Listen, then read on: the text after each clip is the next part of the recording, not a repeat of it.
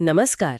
आज हम एक बहुत ही दिलचस्प विषय पर बात करने वाले हैं। हाँ बिल्कुल। हमारे पास राधा कृष्ण एक कालातीत भक्ति के कुछ अंश हैं और इनमें काफी गहरी बातें छुपी हुई हैं। हाँ मैंने भी देखा, स्रोत काफी स्पष्ट है अपने दृष्टिकोण में। तो आज हम इन्हीं अंशों के जरिए ये समझने की कोशिश करेंगे कि स्रोत राधा और कृष्ण के प्रेम को इतना अनूठा, इतना आध्यात्मिक क्यों मानता है। सही है, चलिए देखते हैं। तो शुरुआत होती है वृंदावन के माहौल से। हाँ स्रोत बताता है कि कैसे कृष्ण की बांसुरी की धुन गूंजती थी। हाँ, वो मनमोहक वर्णन है। और सबसे खास बात, स्रोत कहता है कि उस धुन पर सबसे पहली प्रतिक्रिया राधा की होती थी। बिल्कुल, यहीं से वो खास कनेक्शन, वो जुड़ाव दिखता है। हाँ बिल्कुल। पर फिर स्रोत फौरन ये भी साफ कर देता है कि भाई ये कोई आम प्रेम कहानी नहीं है। सही कहा। स्रोत इस प्रेम को अलग कैसे बताता है, क्या खासियत है इसमें? हाँ, ये बहुत महत्वपूर्ण है। स्रोत साफ कहता है कि ये प्रेम वो सांसारिक जरूरतों वाला या अपेक्षाओं वाला वैसा नहीं था। अच्छा। हाँ, ये किसी भी सामाजिक बंधन, किसी शर्त, इनसे बिल्कुल परे था, एकदम स्वतंत्र। कोई लेन देन नहीं, कोई अधिकार जताना नहीं। हाँ बिल्कुल। स्रोत के मुताबिक इसमें वो भावनाएं नहीं थी जो अक्सर दुनियावी रिश्तों में आ जाती हैं। ये बस एक शुद्ध, बिना शर्त वाला समर्पण था, एक तरह से।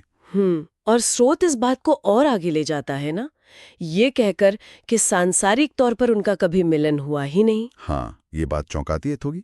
जैसे विवाह या वैसा कोई साथ नहीं रहा उनका, फिर भी स्रोत उनके प्रेम को अमर कहता है। ये कैसे? स्रोत इसे कैसे समझाता है कि बिना मिले प्रेम अमर कैसे हो सकता है?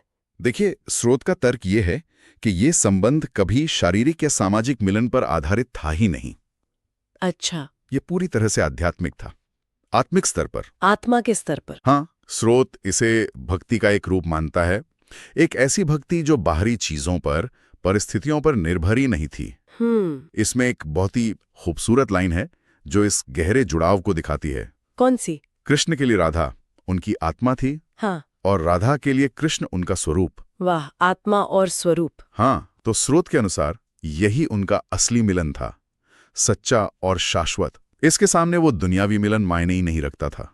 ये तो सच में रिश्ते की गहराई दिखाता है। अच्छा, एक और बात जो स्रोत में है वो भी बड़ी दिलचस्प है। कौन से? कि कृष्ण से विवाह तो नहीं हुआ राधा का, लेकिन फिर भी जब भी प्रेम या भक्ति की बात होती है तो नाम राधा का पहले आता है, राधा कृष्ण। हाँ, ये बहुत ध्यान देने वाली बात है।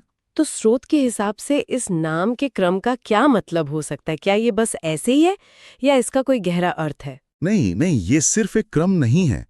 स्रोत शायद, मेरा अनुमान है कि स्रोत इसके जरिए ये इशारा कर रहा है कि भक्ति का स्थान कितना ऊंचा है। भक्ति का स्थान? हाँ, जिसका प्रतीक राधा है। प्रेम और समर्पण के संदर्भ में स्रोत शायद ये दिखा रहा है कि भक्त यानी राधा का जिक्र परमात्मा यानी कृष्ण से भी पहले आता है। ओह, ये पारंपरिक सोच से थोड़ा अलग है ना? हाँ बिल्कुल अलग है। और ये इस प्रेम की जो आध्यात्मिक प्रधानता है उसको दिखाता है, जैसा स्रोत में बताया गया है।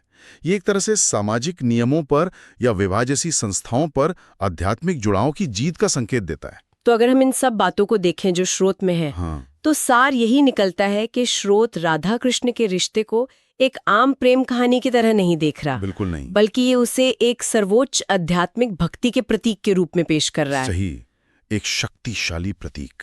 हाँ, एक ऐसा जुड़ाव जो शादी, समाज के नियम, साथ रहना, इन सब सांसारिक पैमानों से बहुत ऊपर है और हमेशा रहने वाला है। शाश्वत। हाँ, शाश्वत।